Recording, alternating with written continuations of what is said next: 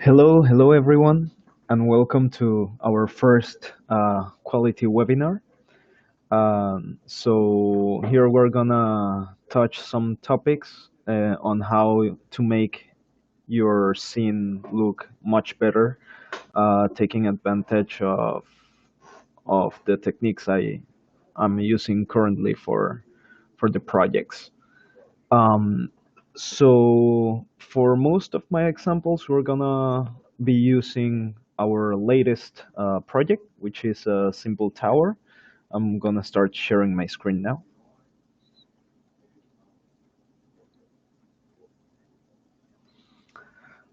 All right, I think you're already watching my screen. So yeah, the first topic that I'm gonna touch right now. Oh, before that, the the interaction will be that I will be explaining stuff. If you have questions, you can post them in there, the question and answers, and I can either be answering whenever I see them, but at the end of the webinar, we're gonna dedicate a space just for answering those questions. So yeah, I'm gonna start by saying that for me, the most important thing to start, um, yeah, like planning your project and later taking advantage of everything you can to make it look pretty, is to make your model as optimized as possible, and that goes more in the theme of modeling, I know, but actually making sure your model is like really really optimized lets you a lot of room at the end on geometry wise, to start using that space to fill with plants, cars, people if you have low poly people galleries, and that way you can make your project so much better. So on this tower here, yeah, for those that are not familiar with the limits of the poly count, um, the we recommend always to have your scene under 150 to 200,000 triangles maximum. And usually when you turn on the statistics on 3ds Max, it will display the polygon count. However, the polygon count will not be that accurate because polygon can have whatever number of sites, but the one that really counts for the processing on the app and whatever 3D software that you're using are the triangles. So the way you can do that is you go here to the plus sign on 3ds Max, configure viewports, and go to statistics. And instead of polygon count, you turn on triangle count. And I always make sure to also tick total plus selection, apply, and then you can view your number of triangles here. So you can see I'm over to 200,000 triangles, but that's actually because I have an entire gallery of stuff here and on other things I have hidden. But if I go to the export layer of the project and I just select what's it's being exported to the app, to the engine, you will see that my entire building with everything is under 150,000 triangles. So this lets me, in theory, and I'm including like plants, trees, and everything, so, even furniture inside the building. So and with all that, I still have room in theory of 60,000 triangles to play with, adding other stuff if I want to. So if we start viewing the way that I model this, some important parts is that um, you should never use no model that was used for the renders of the project, because usually the models made for renders have like every single wall of the project like properly modeled, like on both sides, even sometimes has the top and the bottom of the wall, and that's not needed here. You only need, for example, if I isolate just the walls in the lobby section of the building, you can see the walls have no thickness. The only parts that I made of the wall are the ones that will be facing out, that will be viewed in some way from the outside. Nothing that will not be viewed from the outside, I modeled because it's not necessary and it will be wasting polygons.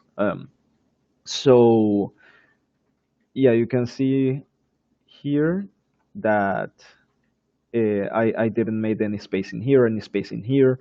Regardless of that, if I turn on the my plan here, you can see there's obviously like all these internal walls and stuff going on, but this will be never viewed from the outside of the building, so it's totally necessary to model.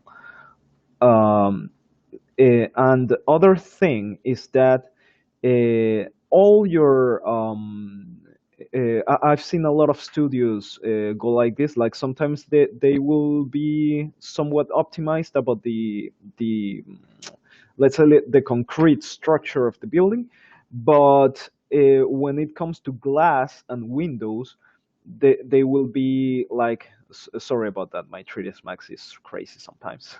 But yeah, when it comes to glass and windows, they will be like modeling both sides of of the glass, like giving in thickness again.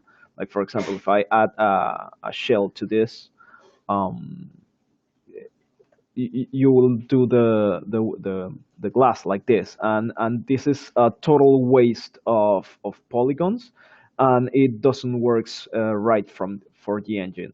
And if you're already familiar with the light maps that you have to do for every single object imported for the engine, that you will need to bake the illumination, this will obviously affect that, because it will be taking like this polygon, everything for the on grab of the light map, including this back face, and you will also waste space on the UV space of the sorry for the redundancy, um, for the UV space of the light map. So this is a no go. Like whenever I see a window in the blueprints, let me open again this, isolate this. Like yeah, whenever I see that the building has a window, for example, this large window going on here and all the way here, like in an L, I don't even worry about the whatever glass doors it will have. I just do like a single spline. I will do something like this, like that, and that will be basically my glass, because I apply just extrude to this, and there I kind of have already my glass. Like I will just, instead of modeling every frame, that's another thing. You don't want to model the frames of a building. I know if you're used to making models for renders, there's like a conflict going on in your mind. Like if you don't model the frames, it's not going to look good. But that's just perception, because um, for the engine you can you do can model the you need to model the frames, but not in the entire building. You just need to model them to make them like a texture that you will later apply to this plane, for example, and then you will have the detail of all the frames of the window without using that space for the geometry. And I will show that the process of doing that later if you're not familiar with that. But you can see, I'm gonna go back. You can see if I isolate this window, you can see here, this is just a single face. These are just two faces because, yeah, we have two quads here because we have this cut going on. But it has a texture that is emulating all the frames that the window has. Um, so that this, like doing this, saves you a huge space of polygons. Depending on the project, it can save you around like from 20 to even 50,000 polygons, not modeling the frames, just making them texture. So another thing I can use, I can say for the vegetation of the of your project is that sometimes you will have like these bushes or yeah, this stuff going on, and yeah, we do have galleries for all that. For example, we have this bush right here, or yeah, this one. Um Usually it has been made in projects that for making like a small, let's say, small wall of bush surrounding a border of the area of the property or wherever. We will like be cloning it like this maybe, and yeah, doing something like that. Obviously creating some variation for it not to be all the way like, yeah, to not for the pattern of duplication to not be too obvious. But this can use obviously a lot of space in polygons, uh, because this single thing has like 34 triangles, which is nothing. But once you start duplicating this all around your project, it will get to the thousands. And so the other alternative I have come out to that is that I, for example, here, I model like a single sort of square that covers the whole area, and I made a texture that looks kind of repetitive, but I tried to break down adding these additional bushes here. Like try to breaking that pattern of the repeated texture. But even doing this, I have saved myself a lot of polygons in the process, because this is efficiently wise. This is much better than duplicated some of these bushes all around. So that's another technique you can be using. Um, to, let's say, I think I'm gonna already start to talk about the bake to texture. How does it work? So what I do is that I model the whole building. I model the whole building, as I say, without modeling any frames yet. Don't, when you start modeling the building, don't think about modeling the frames. Just go like I do here with planes. Um, yeah. So when you already have this, like the basic space covered of all the windows of the building, then you start choosing the ones that are unique.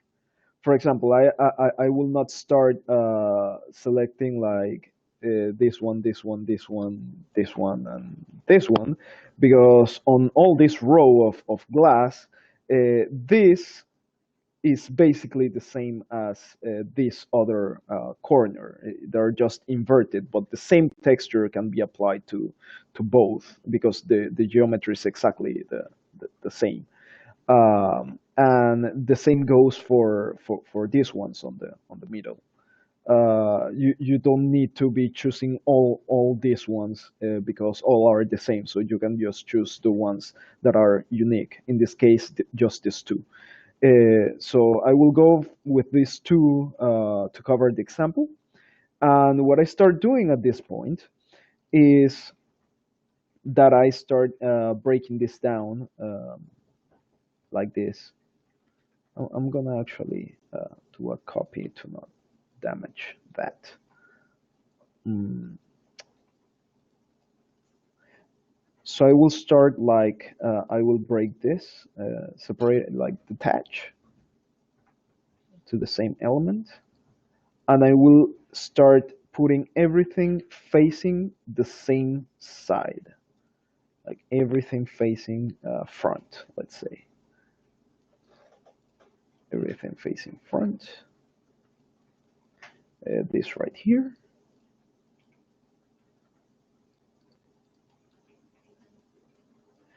So when I have everything like facing front, um,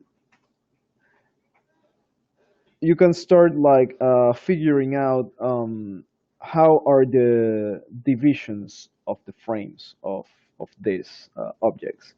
For example, like viewing your AutoCAD, your elevations or whatever, you can then start matching the divisions, like in a very simple way, just a single line like this.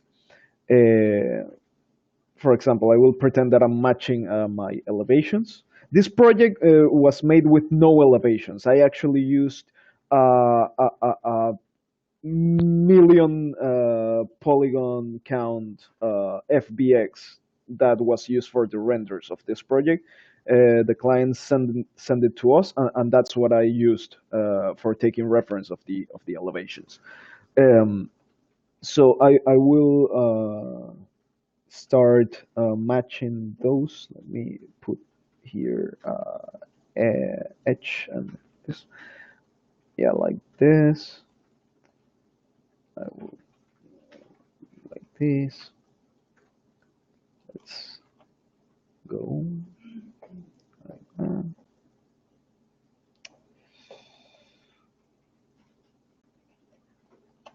Connect. Okay, like this.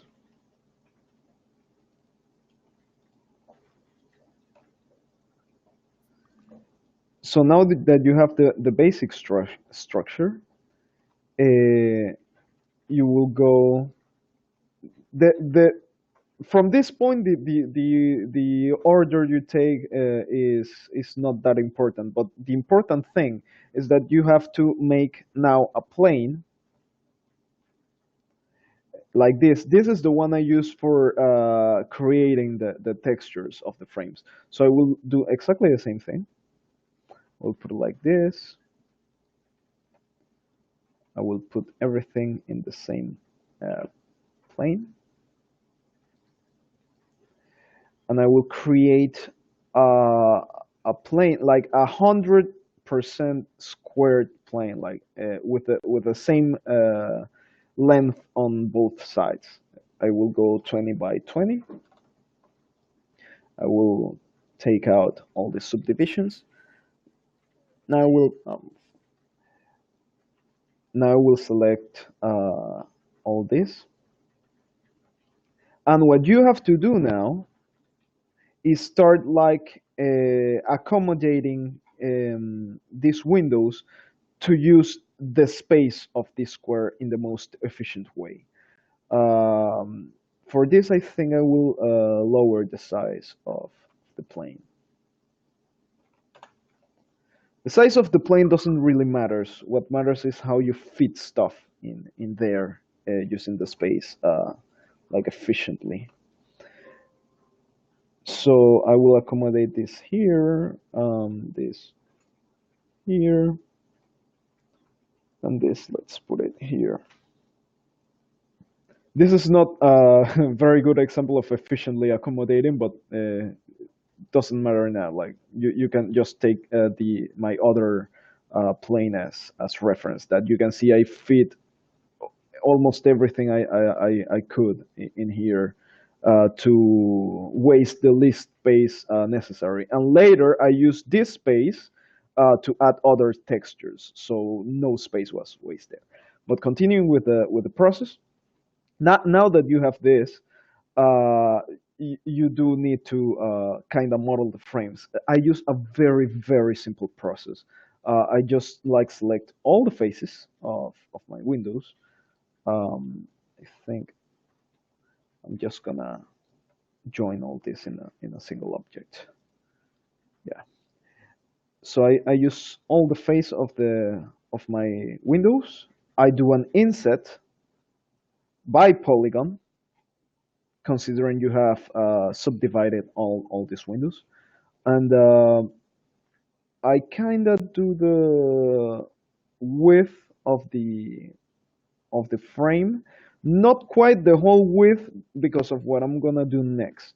So I do like a tiny width, and then I extrude this. I extrude this a bit, and then I do a second inset that will then cover the whole width of the frames. I do another extrude, and then I delete the internal faces. And there I have my frames. Uh, you might want to apply just a gray material, a default gray material to this with nothing else. Now you have to put this sort of close to your plane. You will see why in a moment. These were out of the range. I'm gonna align them here, right? So now you have this. Don't be like over trespassing this. You're just a little above the plane. Yeah. So once you have this, um, you will need to do two things. The first is to add a skylight to your scene. This skylight can be found over under lights standard, and here's the skylight, just like that. It doesn't matter the position, doesn't matter anything. The only thing you have to consider about this skylight is that you have to turn on the cast shadows option. This is very important. But just leave this by default on one, the multiplier. So once you have that light going on, if you have whatever else lights on your scene, it might be very probable that you have like a sun going on your scene, like I do here. I'm gonna here they are. I have two, as a matter of fact. Um, let's let it think for a second. Or yeah. Um, so yeah, I have two suns in here. You these suns will definitely affect your texture baking. So what you need to do is turn them off, like I have in here. I have turned them off for them not to affect anything on within the scene. So once you do that, let's return in here. Now the second thing is to select this plane, and you need to use a projection modifier. I have it set it up here, but it's under the modifiers list. You'll find this projection here. So this projection will give you this menu, and you can select the vertices that are here. Select every single vertex on the plane, and you have to move that let's say screen just over your window frames. because whatever that trespasses whatever piece of geometry that trespasses that screen is not going to be projected properly.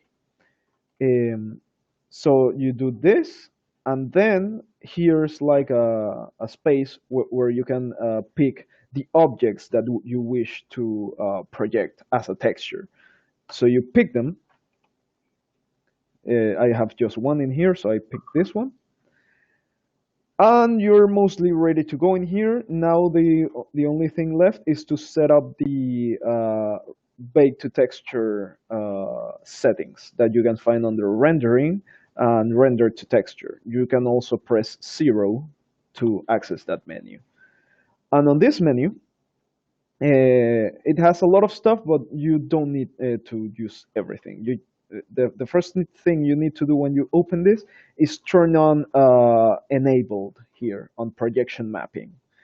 So you need to make sure that here it says use existing channel. You don't want to go for use automatic on grab.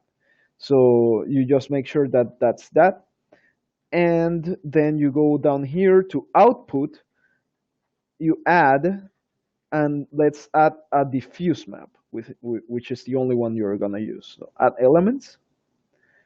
Here you need to set up a route where your image is gonna be saved to. In this case, let's gonna use the desktop. And you need to use PNG for it to process the transparency. If you don't use PNG, I know there are other formats with transparency, but PNG is the most easy to use. Let's make sure that it doesn't have this .gta thing. And yeah, if you don't use that, you're gonna have a black background, and you don't want that. You want a total transparency here. So you save this as 48 bits. And now you set up the resolution. For testing, like when I'm not sure what I'm gonna get, I start using 512 by 512. Very, very important here to tick lightning and shadows. If you don't tick this, you're gonna be shown nothing. And down here, it says save source create shell. You don't want to use that. You want to use output into source. And down here, oh no, not down here. Just here under bake material 2, you take render to files only and keep source materials, and that's it. So there are other options in here that I'm gonna be referring to in just a moment. For now, I'm gonna take out this global super sampler because this is like an anti-aliasing filter, and this makes the render to turn out much better because it fixes all your borders. But for this first test, you don't want to be using this yet because it's gonna take much time. So I'm gonna turn it off. And this ray mist check here that has this red color is for the software to show you if you have any errors going on, like what I was talking about of any piece of geometry getting through this screen. It will show you that in red. So you want to have this turned on to check on whatever mistakes you could have. So once you have all this checked, you can just click on render, and then there you have your frames. All the background is red now because the background is not receiving any geometry information. But you can see the frames are just doing fine. So if I go back again, now that I've seen that I have no errors, I can turn off this ray mist check. I will upper the resolution, and I will render again.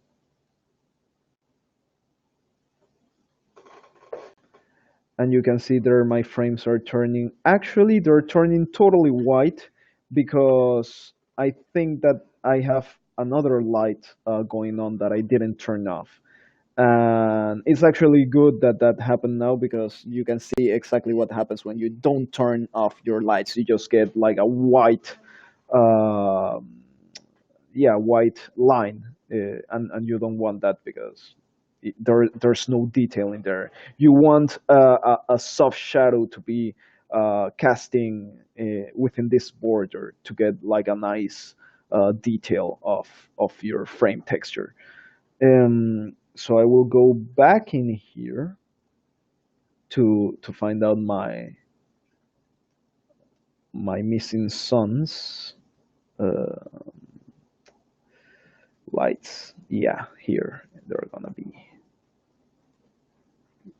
Yeah, these guys. These guys are the ones affecting that bait. So I'm gonna select them both, one by one, and turn off their light casting. Now that I've done that, I can hide my lights, um, and I can bake again. Select the plane. Always select the plane to access the menu, because if you don't have it selected, you're not going to be shown anything in here.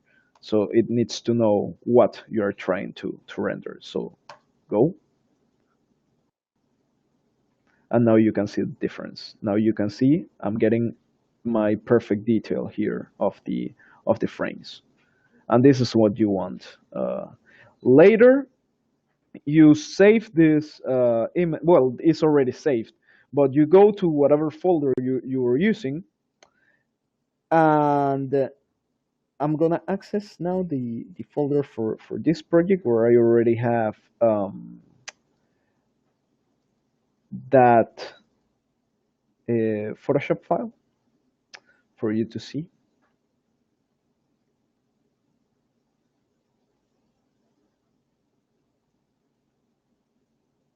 here.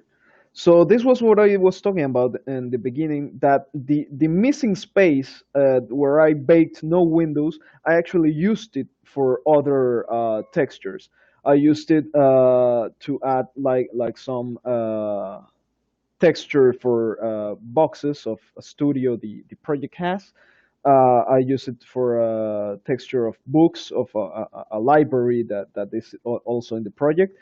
Some TV screens, the stuff that is going on the fridge of the apartments, and a bicycle that is also attached to the apartments. You can see this bicycle actually on the tower itself, on every single apartment, like going on there.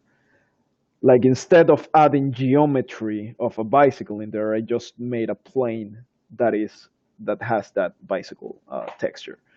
So going back to Photoshop, you can see I have all my frames there. And remember, I made you delete the interiors of the frames. That's because it's much easier to make the glass bit within Photoshop. So what I did, I'm gonna turn on this background for a second, and you can see I actually have something going on inside here, and those are my glass. Yeah, the glass I have for the windows. So I basically just selected all the insides of this and filled them um, with a fill bucket, and I added a little effect of uh, inner shadow going on to make it like not as plain, to for it to have like more contrast. And yeah, and the transparency is controlled by the transparency of that layer.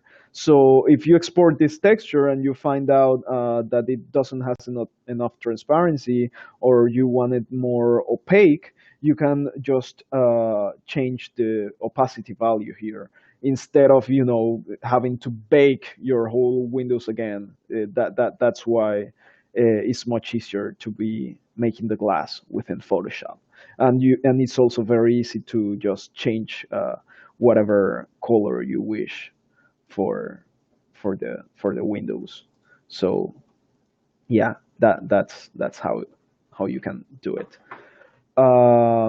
So to continue here, I wanted to talk a bit about the furniture. Like, I added a lot of furniture on this tower, and that's because the furniture I made for this exterior scene is not the same type of furniture you will use inside your apartment. Like, this is a very, very simplified furniture. It's also grouped as single objects because another thing that saves you a lot of performance is to keep as less independent objects as you can on your scene, because if all these furniture will be like, this is a single object, this is a single object, a single, you will end up with thousands of objects on your scene, and that's very, very bad for the performance of your app. So you want to attach like all the all the geometry that you can, that is relevant. For example, walls. I cannot say the same for the windows, because the windows need to be independent object, because that's the way you can select them individually as apartments. But other things, for example, the glass that is not selectable, you can have as a single object like this.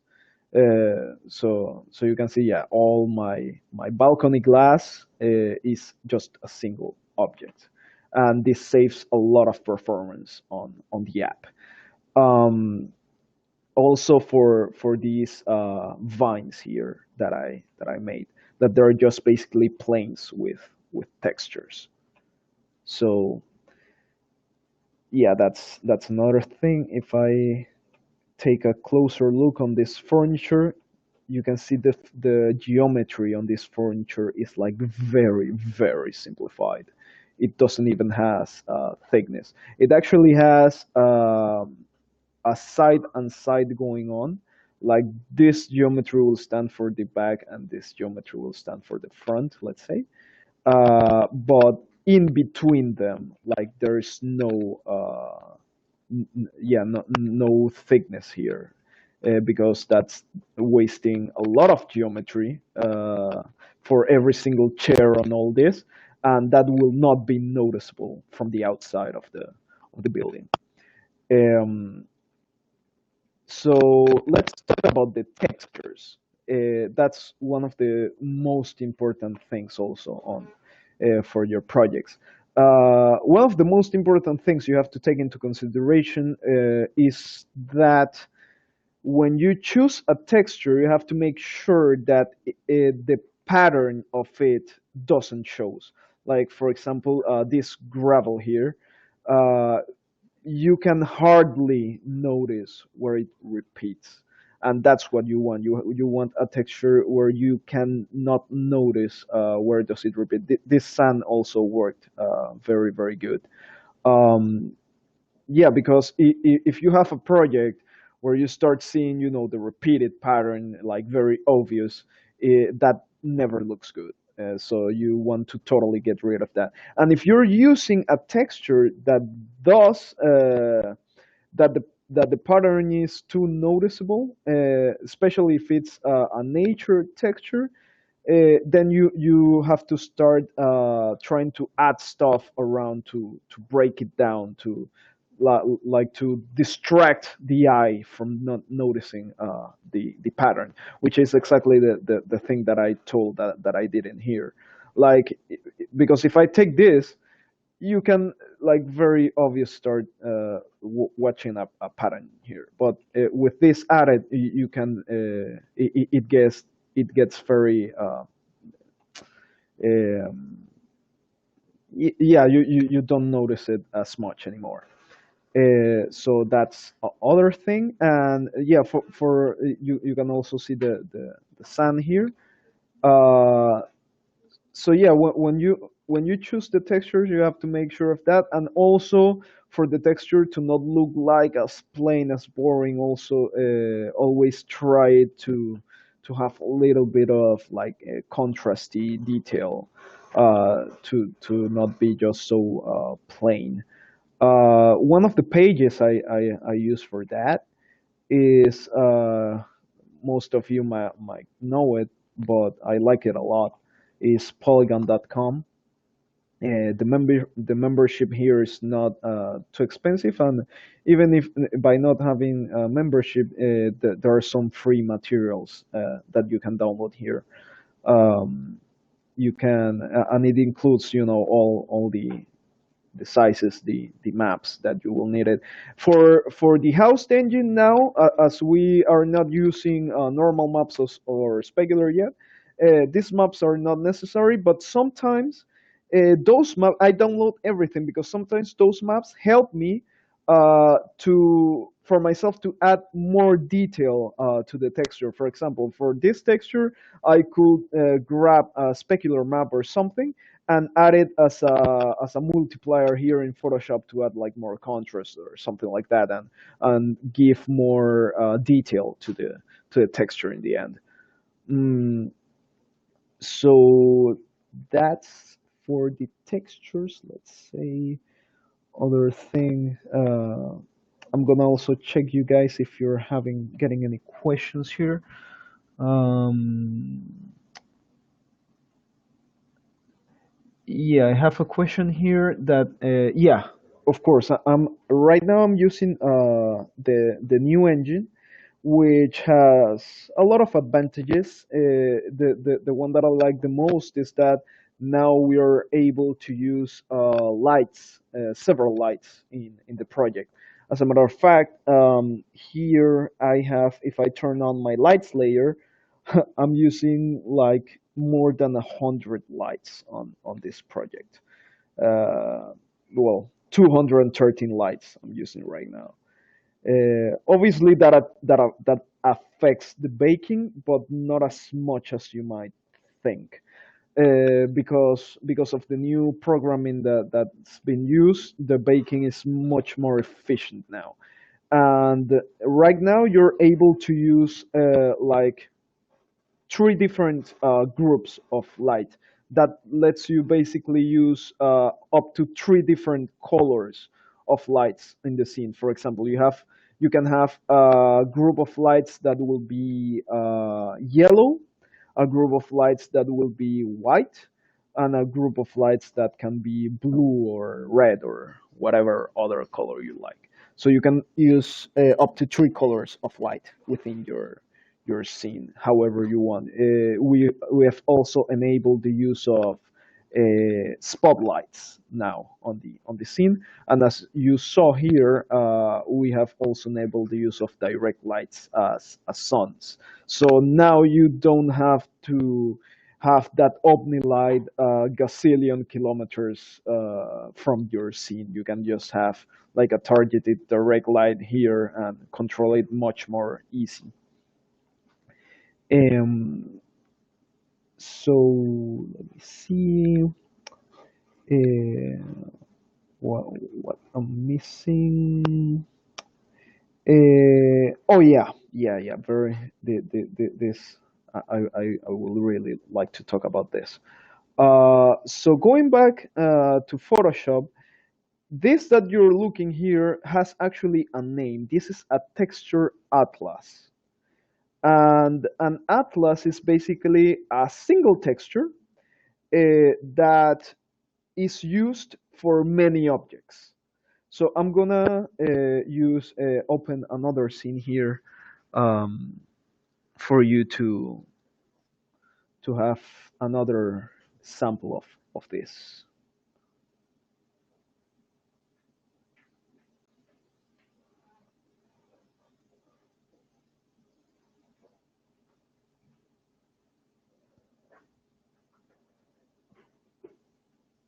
So I'm gonna open a scene of a social area of this project that is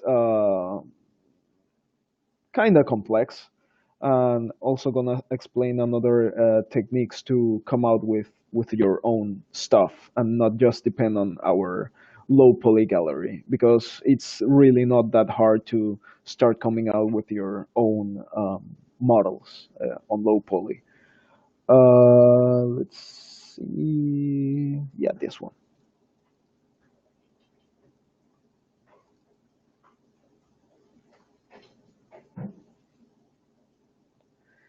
So this is a social area, and this has like a gym. It has a conference room. It has a recording studio. You can see some of the boxes I was telling you about that I used the texture. It looks very crap in here, but in the engine it looks much better. This is just because of 3ds Max display settings. We have like the library I was talking you about. Here I use the book texturing, and here I have this hanging vegetation that I'm gonna break down in a second. So one of the most important things to also consider is that uh, to recreate whatever scene you're using, you really, really have to pay attention to the renders of the project. Like for making all this, I based myself solely on the renders of the project, and I tried to recreate as much as I could of the scene, but in a low poly efficient manner. For example, this the studio here was the original render of that studio, and I didn't make like every single thing in here, but most of them the ones that were gonna be major space fillers were the ones I made.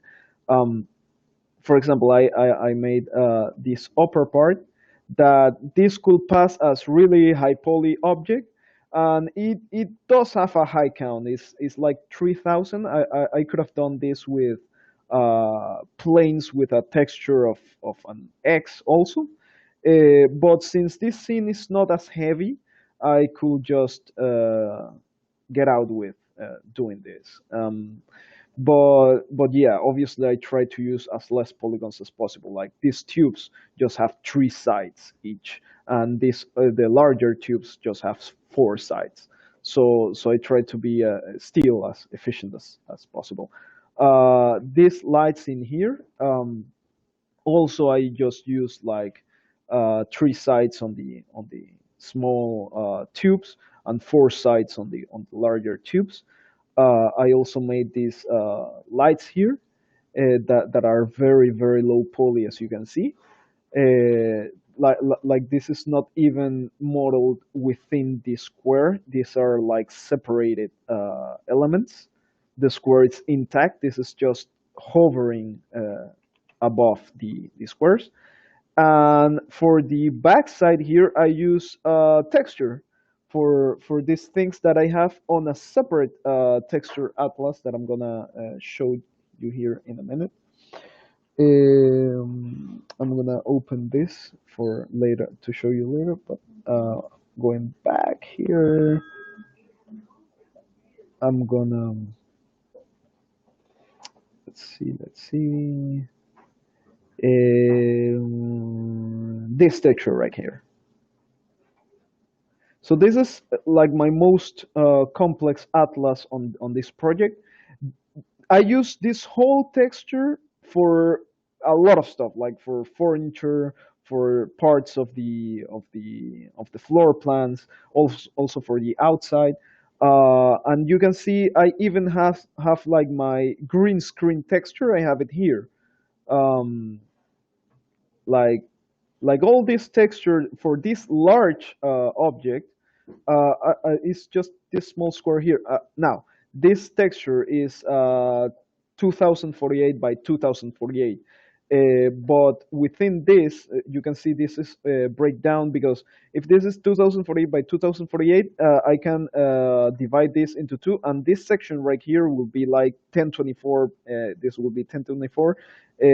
This part right here will be like 512. This will be 256 by 256. So basically, I'm using a 256 texture here, and I have smaller ones. Here's the texture that I was talking about. That is the backside of those lights, and I have like several colors here for whatever simple geometry I'm using, like simple texturing that I'm using. Like for example, um, uh, the these cushions on the theater that doesn't need much detail. Um, so stuff like that. I also have as a detail. I also model these Corona bottles, and I'm using the texture that is right here, as you can see. So you can use a single texture for many objects, and it helps you a lot. The way that you do this is that on the you ungrab this, and on the ungrab you put the sections of your model where they need to be. Like for example, I here is the bottle, here is the bucket here on this metal material I have down here. So that's the way you can start adding different textures to a single object with a single texture. Um, I'm gonna break down this. That is one of the things that I get asked the most by studios because it turned out really pretty. Um, so let's, Jesus, let's select this. Oh my God.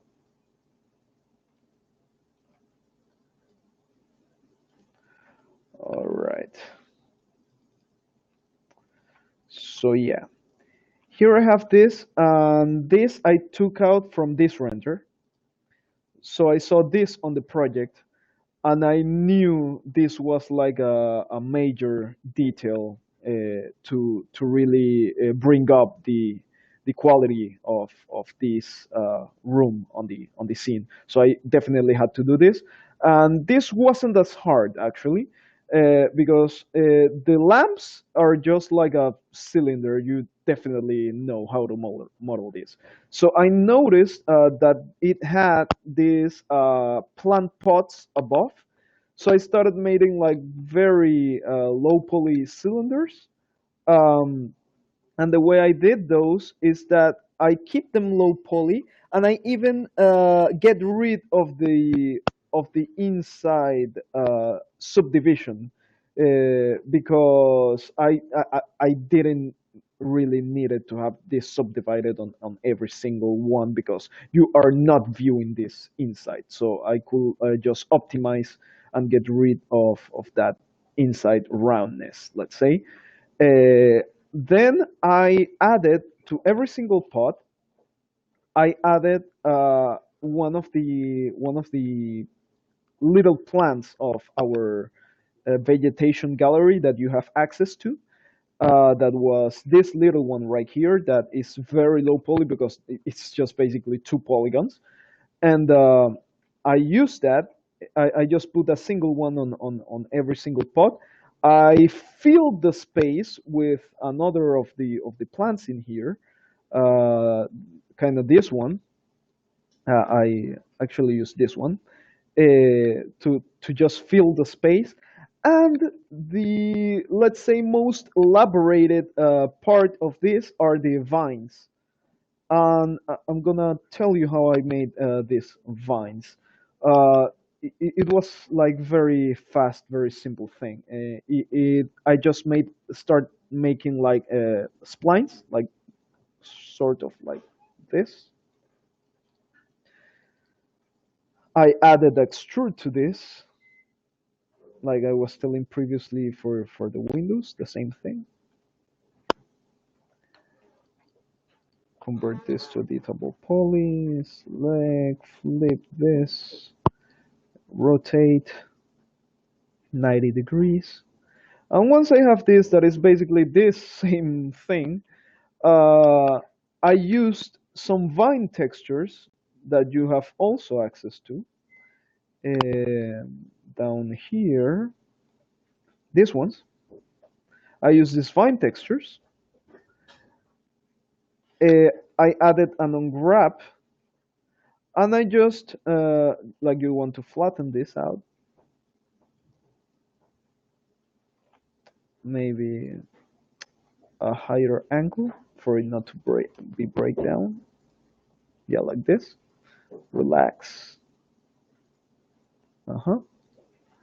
And this, I made here. I added the texture and just positioned this for each vine. If I open the unwrap on these ones, you can view how that was done. Uh, you can see here. There I have. So I just position like every single one taking the space of each vine, and that's how I could create the effect of hanging vines without using much geometry at all. So this is the way you can start doing stuff, and these are the fridge uh, that actually, yeah, from close you can kind of start noticing that this is the texture, but just like from the far that most of the people's gonna be viewing this scene, it's just like a nice detail going on there that you are not really going to pay attention, that is just a plain texture. So what else I could talk on this scene? um, Nothing. I'm just gonna open it here on the engine for you guys to view how it actually looks. Uh, is gonna download. One other good thing about the new engine is that whatever people that has access to the link of the project can just open this and it will start downloading the scenes. You don't need to have them locally on your computer to view them, and so that's a very good side on the new engine. um, so let's say I wanted to talk another scene, but since this is one is finishing downloading, I'm just gonna show it in a second. Yeah, here it is. So you can view that this looks actually pretty good. Um, the studio here, you can see the textures just look fine from the from the engine. Um this pattern right here is a texture that project had, but the client didn't have this texture. I will talk briefly on how I recreated this texture. But here you can see I have this going on, uh, and here's the room I was talking about. So you can see it starts looking so much better with a new light. Uh, you can see.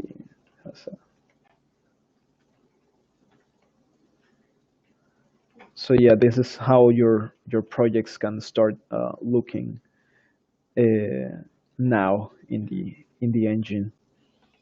So let's see here. Other important side is that well, before I continue, I wanted to say something really important because I'm mentioning so much stuff that I did. Uh, Actually, this whole project, including all the floor plans and details and everything, was made by a single person, which was myself, and it took me 5 weeks.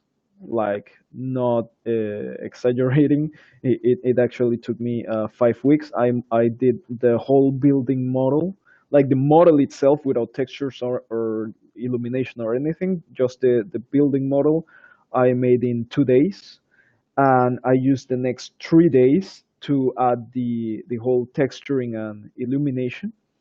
Um, and also for the for all the apartments and the settings. We will also experimenting with a new engine, because since it was in testing phase, it had many many problems going on with the lights at the beginning, but they will solve in the long in the way.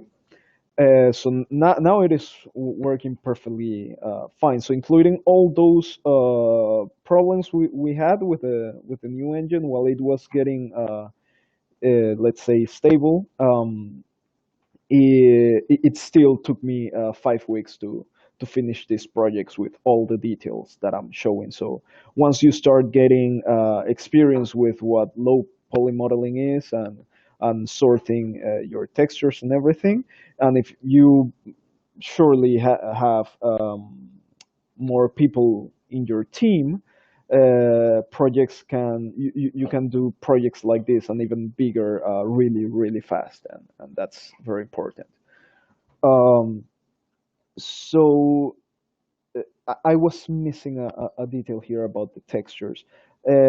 As you may know, you can add reflections to your uh, to your materials, as you could see on well in this very scene here of the building. Uh, let's open this. Yeah. So you can see the windows have their reflections. That reflection is made out of two things. One will be the material itself within 3ds Max, and the other will be the actual cube map that you're using to reflect. That is these images that I have right here. This is the reflection that I'm using. Uh, so the way that is set up is that you go to your 3ds Max scene. I'm gonna hide my lights for a second to not have so much stuff going on. And yeah, let's say the window material here that I'm using this, and here I'm gonna touch another thing that will save you a lot of time and will make your scene organization so much better, believe me. Um, Whenever you start your project that you're gonna be using for the app, I know that usually for making models for renders, you have like a lot of objects in the scene, thousands of objects in the scene. And when you start adding materials, you start like, all right, this material goes to this goes to this goes to that, and you end up with uh, dozens of materials all around your scene. What happens? That if you wish to attach a geometry, for example, if I wish to attach this window to my wall here or something, you're very familiar that you're gonna get like a message telling you like, what do you wish to do, like merge these two materials or whatever or whatever or whatever.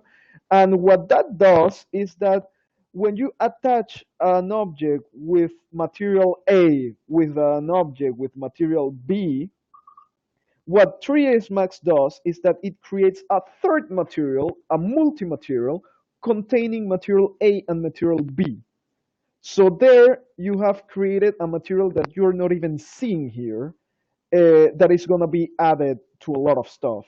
And every time you start attaching stuff with different materials, you are going to end up again with dozens of multi-materials containing uh, other tens, and sometimes in big scenes even hundreds of materials. So that gets like a real mess, and it's a nightmare to start tracking down all those. For the engine is even a bigger problem, because you know that when you import a scene into the engine that has duplicated materials, You have to start going back, searching what is the material added that is duplicated, and that takes you a lot of time. So, all right, I already talked a bunch about the problem, how you can solve them.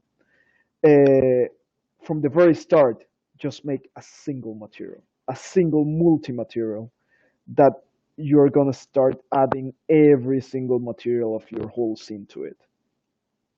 And the only way you can change the what material each object is using is just selecting the geometry and changing the ID of it.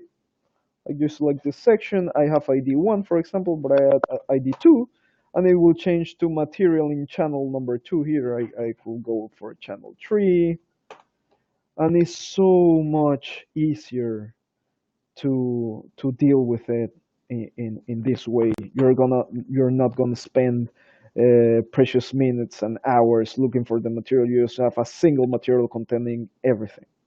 So yeah, I covered this now. I'm gonna continue with the reflections that I was talking about. So let's search here my Windows material, which is I think this one. Well, this is the one of balconies, but it works.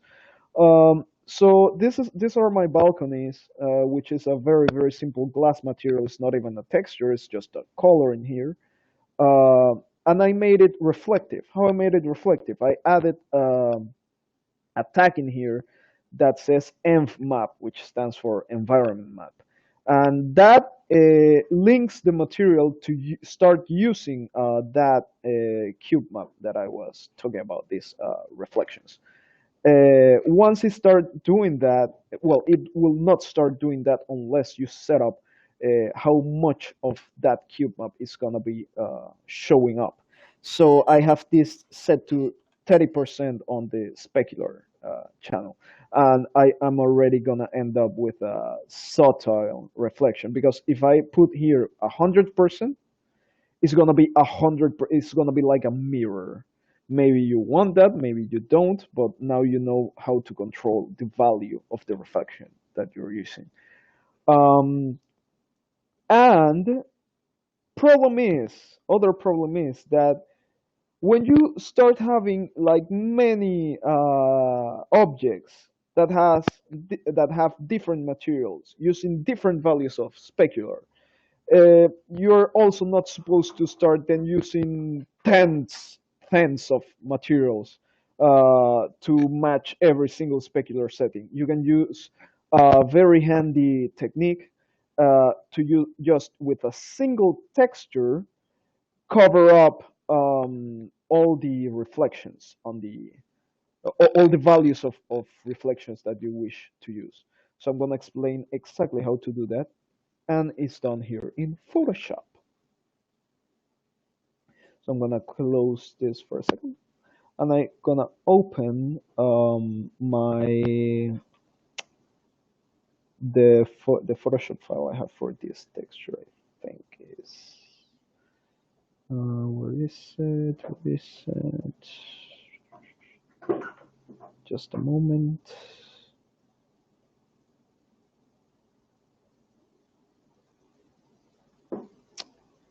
This one. Yeah. So here I have my Photoshop file for that. And you can see here I have a bunch of layers which stand for all these textures and whatever. But besides that, I have two fashions here. I have a folder that says textures and a folder that says reflections. If I hide this too, I have nothing. But if I highlight this, you can see I have these black transparency values.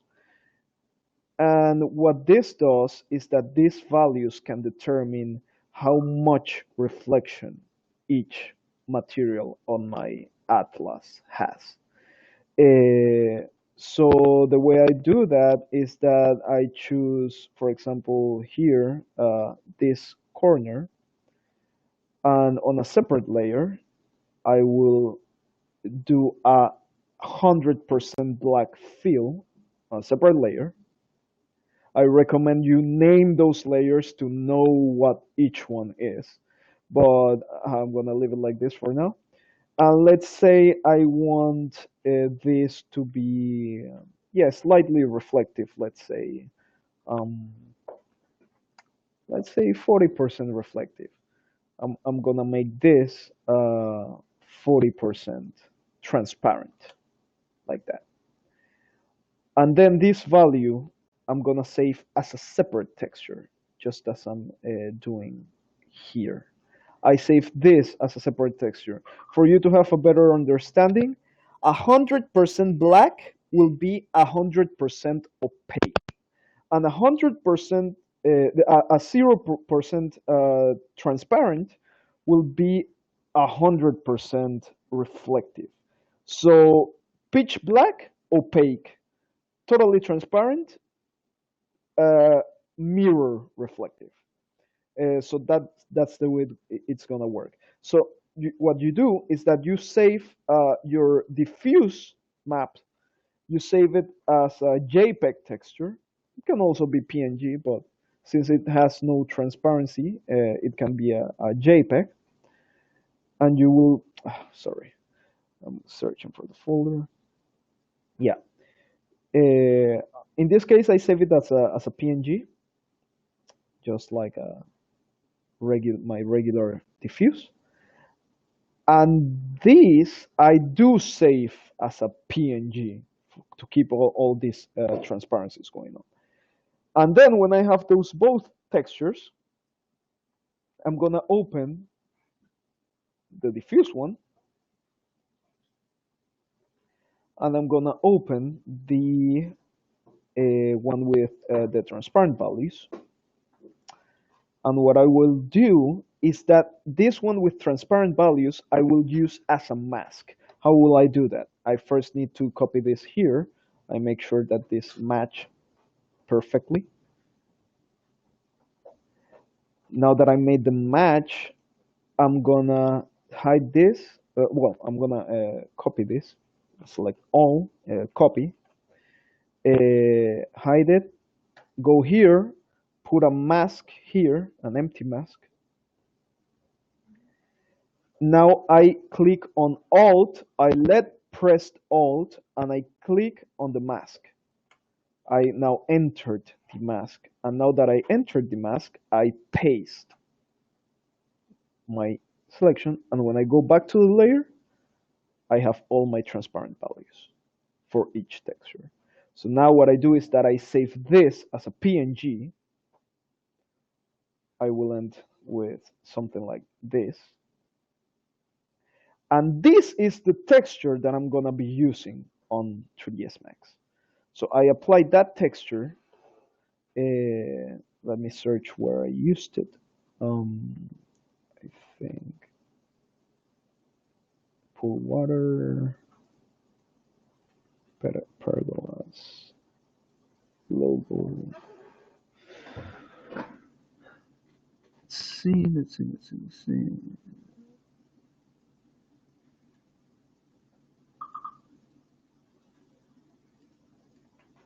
Street border, floors.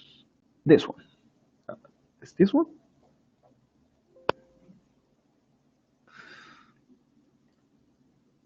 Yeah, balconies, floors.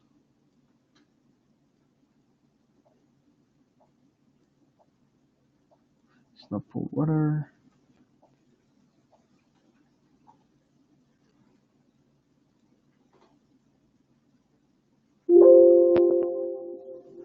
Oh, uh,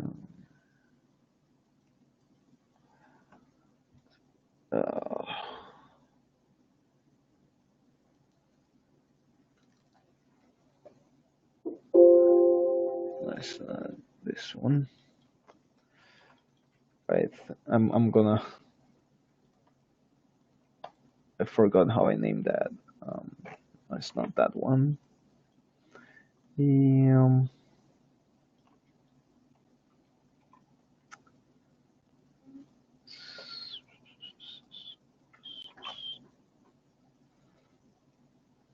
not this one. Well, just to show you how it's done, I'm just gonna add that texture here. Uh, I add that here on the diffuse map. I will not use the opacity, just that texture on the diffuse map. You can see actually in the preview, it shows like normal. And what you will do for this to recognize the transparency it has as reflection is that you will name this whatever, and you on the parentheses you will put premult command tag and also the env map that makes it reflective.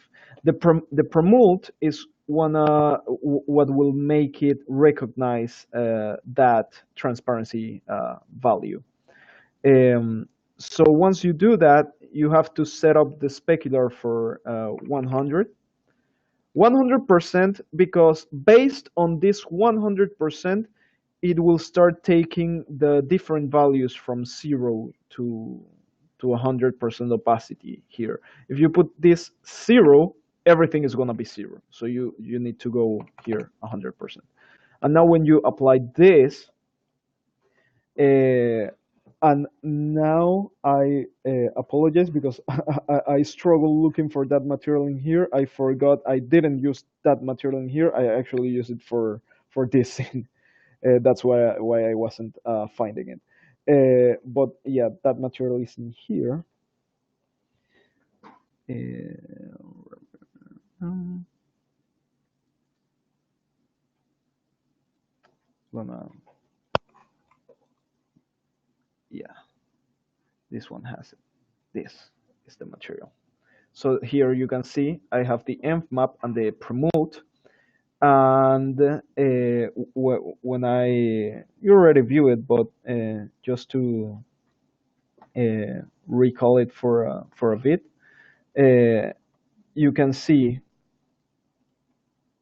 the things have different values of reflection. You can see this granite here has a different reflection than this bucket that is much more reflective than these glass bottles, and everything is also um, the stove panel, and everything is using different reflection values. This um, marble is also using.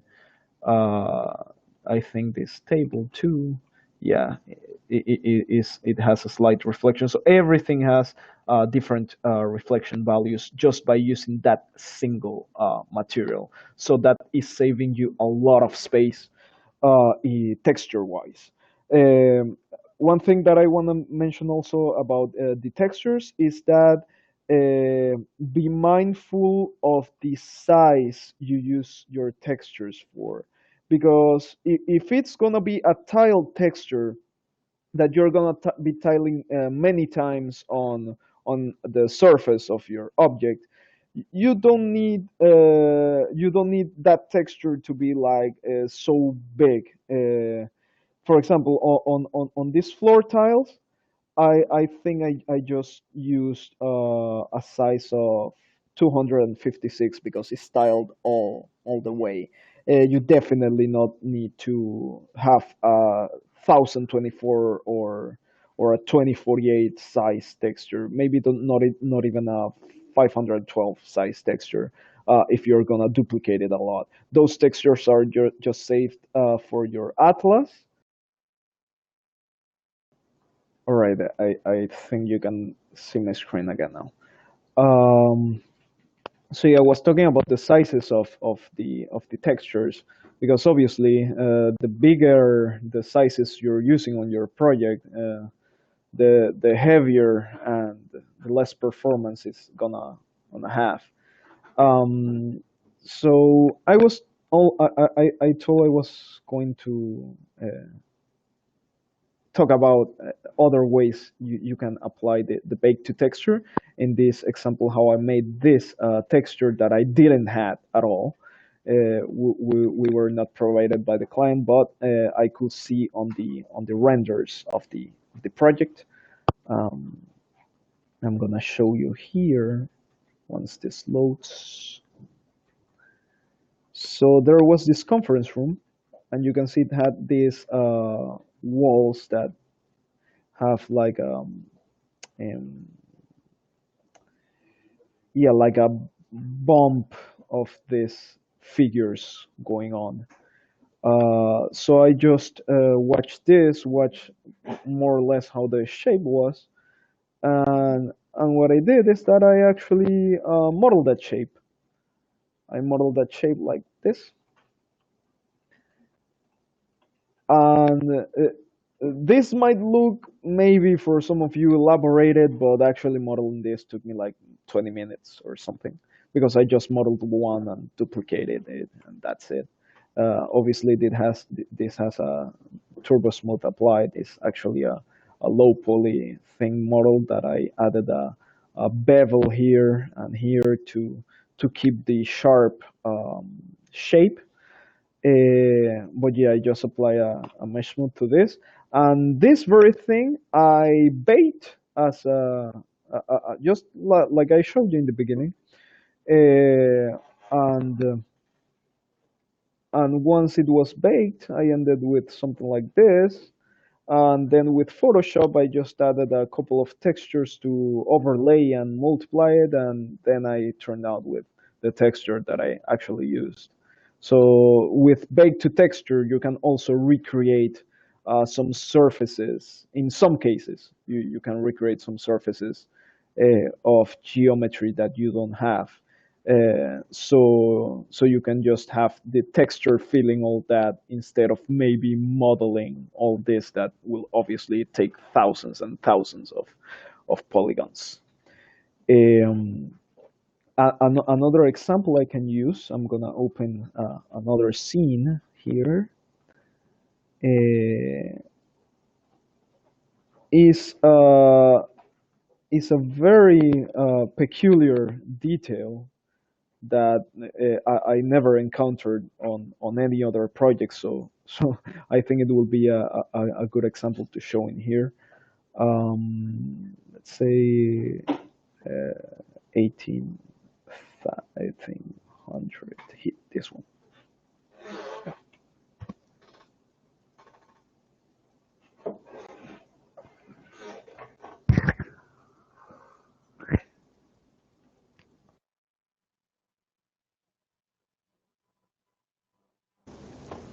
So this scene right here. Uh, this scene on the renders of this scene, I saw actually uh, a Buddha head. This one, and it was very unfamiliar. I was definitely not going to like start modeling this first from scratch or anything, but it was so unique that I knew I had to find a way to include it there. Uh, and so what I did was that I made a search on Google, and I actually found the Buddha head model that they use, with which happened to be free in this case, and it was obviously made like from almost a million polygons. But what I did was that I took that face and I optimized it in an automatic way. In my case, I use ZBrush, the Decimation Master plugin that ZBrush has to optimize the geometry. But here inside 3ds Max, another option could be maybe applying the Pro Optimizer to it. It can do a very similar job of automatically simplifying the texture, the model. In my case, I simplify it from 800,000 polygons to 950 polygons. And at this case, at this stage, what I did was that I projected the detail in the same way, using the baking to texture, I projected the detail from the 800,000 polygon head to the 950 triangle polygon head, and you can see the result was just perfect. Like this is not high poly at all, and I could perfectly represent the this area here. I even dropped some flowers here with a single polygon. This could even be more optimized. Like you could just use like a single plane or a couple of planes with just this texture of leaves scattered. But because of the delivery and stuff, it was easier to just take this. Oh my god! It was easier just to take these ones on the painting the object painting menu and start just like scattering. There aren't much, and this scene isn't heavy at all. So look, it has less than 50,000 triangles. So nothing will happen if just I started adding this. Um, for these louvers, I think uh, louvers that I have here. Since the structure of this was very thick, I actually modeled all the frame of this. But for the inside, I just made planes that I added texture with transparency. So this is a way you can get rid of having to model like all these sticks that will take a lot of geometry. I also made this fire pit right here that I made it just with two planes of with texture. The planes are pretty big because to make it look better, I actually um, I actually painted a bright spot in Photoshop. Since that's basically an emitter, you can see I did that like this light uh, hollow that and that's why I needed like a big plane for this texture to spread correctly. But this is other thing you can do.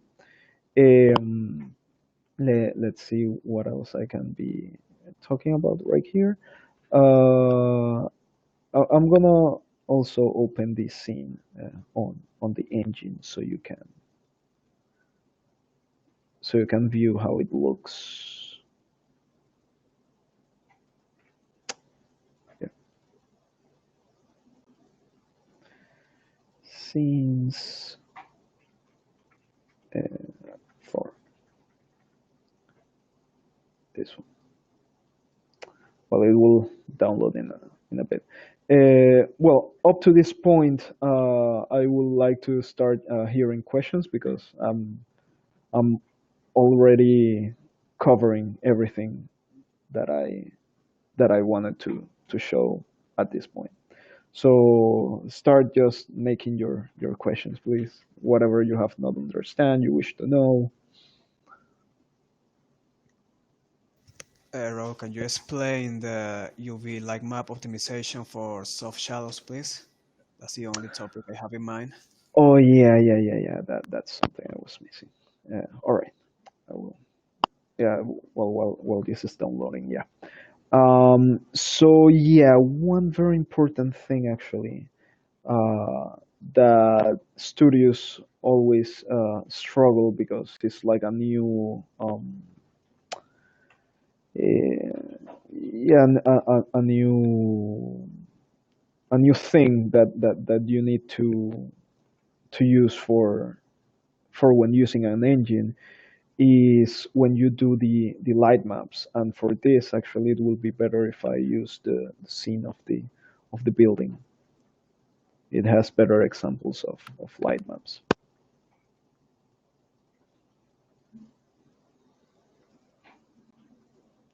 How much time you spend on details for a normal size project? Well, I will say like how much time I spend on details for a normal size project. I will say that this is a normal size project. It's just a single tower with not that many floors.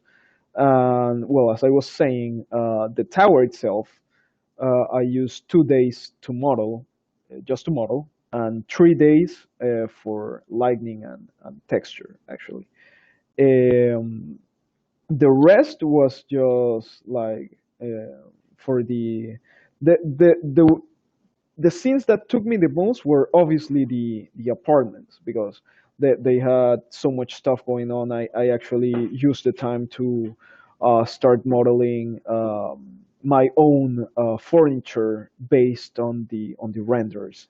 So that's what took the most time of that, and also coming with my own textures and stuff. But as I said, the whole process of this project, the whole process, including UI, including other things that I'm not covering right now, it was 5 weeks, 5 weeks with everything, like making account for every single detail. Do you assemble projects somewhere? Yeah, actually, once you start having access to the new engine, this very project that I'm studying with you guys is gonna be included as the new sample project. So it's basically gonna be the new skyline. So you will be able to access all these scenes and deconstruct whatever you wish to deconstruct. Yeah, you can see here I have the fire pit. You can see you can view the hollow of light. You can view the Buddha head here, uh, the the reflections on the materials again, different reflections.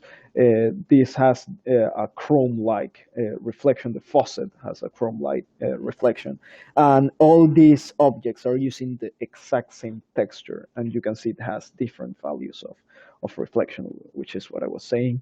I made this like plantation here using the basic plant galleries that we have. And yeah, in general, this is a very simple scene. I just make sure that I made everything look like have a variation and not everything to look like a duplicated sequence of anything. I always try to break down the patterns for everything to look kind of unique, even though I'm using the same models over and over again on most of my scenes. Um, will you put this webinar? Yeah, this webinar will be available for you to watch as soon as we like as soon as this ends is going to be processed, and it's going to be available for you guys to watch again, whatever you like. So yeah, I'm gonna open the scene of the building to talk very fast about the light maps. That is something that you really will use on everything. Let me hide my collisions.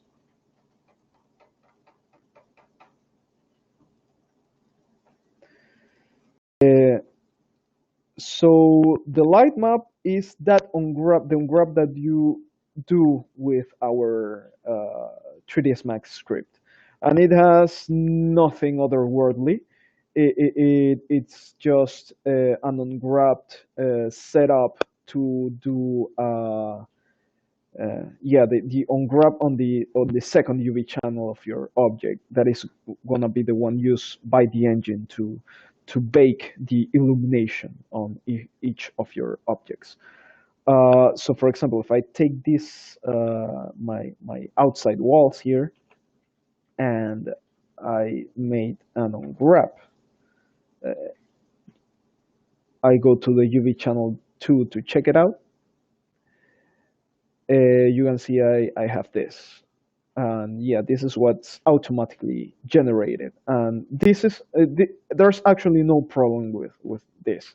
Like as soon as you have the right resolution here, for example, this is a big object based on the size of your scene. So 1024 is a relevant size of light map for it to be used.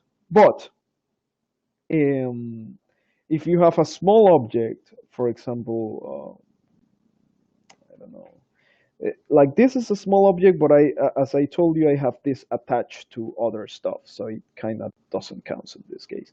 But for example, if this wasn't attached to anything and this was a single object of its own, this is very, very small in comparison to the whole size of your project. So you don't want to use like a size of 1024 for this small bit, not even 512. Like for this size of object, I will use a size from 64 pixels to 128 pixels maximum to bake the light map on this, because if you start using high values of light map on every single object, your scene is gonna be way too heavy and your app too, because all these resolutions will be saved as textures on your app files, they will be loaded yet, so they're gonna be very, very heavy. So you have to be very optimized about using the sizes on the resolutions of your objects. And another problem that I wish to talk about on the light maps is that sometimes you will have this case. I have seen this over and over and over again. For example, you have an object like this, which shares space with an object like this, and these two are the same object. Let's say same object. Let's add a value of 256 to it. So bake equals 256, and I just put a bake to it.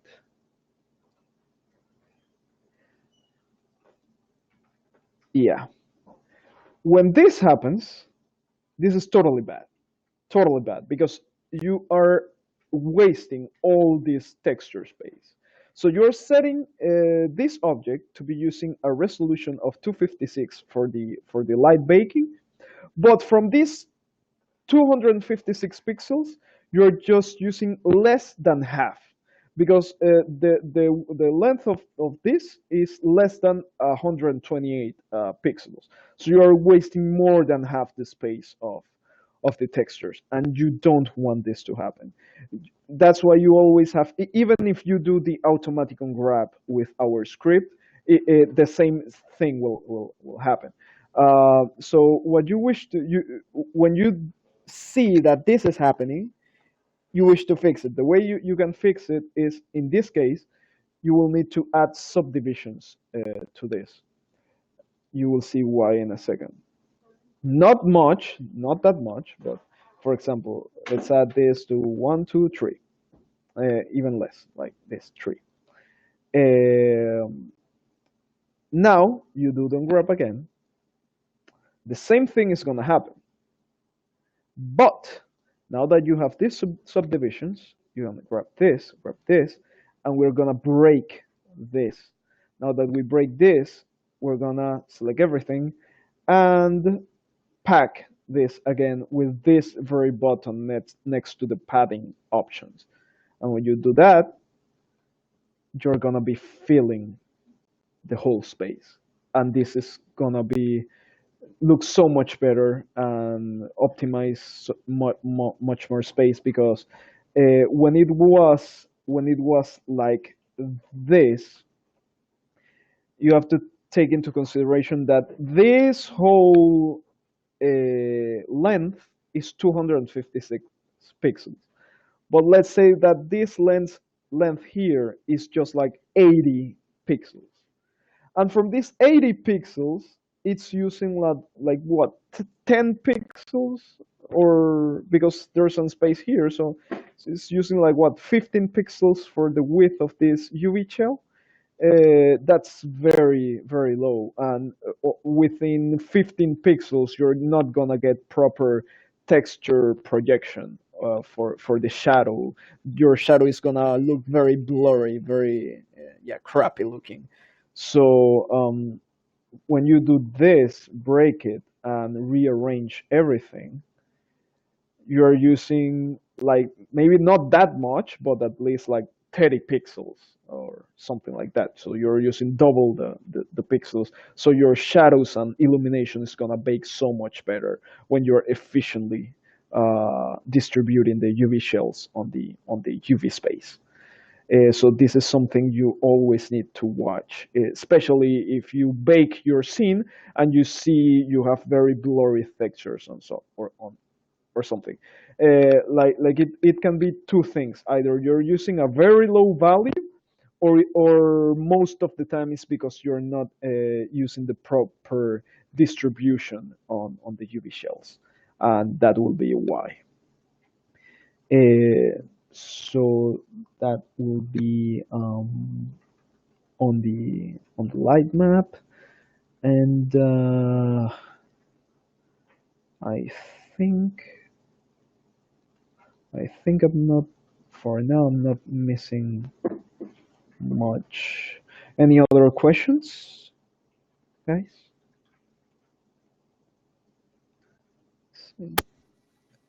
I think we're fine right now. There's no new questions. The next webinar will be only about the new engine. So we're still trying to figure the good date for it, and we'll All let you right. know. I'll also send you this recording in maybe before the end of the day, so you can have it for further reference. And I guess that Oh, will be all. Guys. Thanks a lot for participating. right. And well, we're done now. Any Yeah, question yeah. to find me? I'll be in chat almost always, and you can contact me in the mail as well. So Yeah, I wanted to say that even though we set up like an hour for this webinar, you guys are artists. You know that breaking down all this technical stuff always takes more time than expected. But and even though I wanted to uh, deepen myself into explaining more of this stuff, but obviously we can be here all day explaining stuff. So whatever you wish to be explained in more depth, you can speak with Samuel, with is in charge of support. Anything else you will wish to have? Is there already a low poly library already to the yeah on the web we have. Samuel can give you the link to that. Um, yeah, we have yeah, like all these trees, all these cars, even these basic people we have here, plants and everything, all this gallery we have available for you to download, as well as other furniture that we also have for you. But also, as I was saying at the beginning, we really encourage you to start making your own models, because, for example, we have our own gallery that we share with you guys. But even though we have our own gallery, I came up with new furniture for this project. I made a lot of new furniture just for this project, as I was showing you guys, and obviously that makes your client so much happier, because if you attempt to recreate as much as possible the renders, the details on the renders that your client has, it will be so much better, and much of a unique experience for the app of your client. A last thing I wanted to tell in here that I was missing is that it's always very good to add like curtains to your projects, because if I take out the curtains, you can see even here within 3ds Max that that detail is not much appreciated. you can see it seems so much repetitive, so much empty. But as soon as I add the curtains, it change a lot. It changes a lot. Um, so once again, I can you can view here the difference of having the buildings the building with curtains. It just adds so much more variation per apartment. It gives you the impression that every single apartment is different, even though that some are have exactly the same curtain distribution, but the randomness of it makes it look really unique on every floor. So that's something you really need to apply to your projects. Just add a bunch of curtains in different ways, and it will give us so much better look. So I think now I have covered everything. So well, I hope it was useful for you guys. Whatever else questions you have, just contact Samuel. It was a pleasure for me to give this webinar, and we will see you on the next one where we will touch on the new engine details. That will be a webinar given by Val and Samuel himself. So yeah, that will be all, guys. Thank you everything for assisting everyone, and have a nice day or night wherever you are.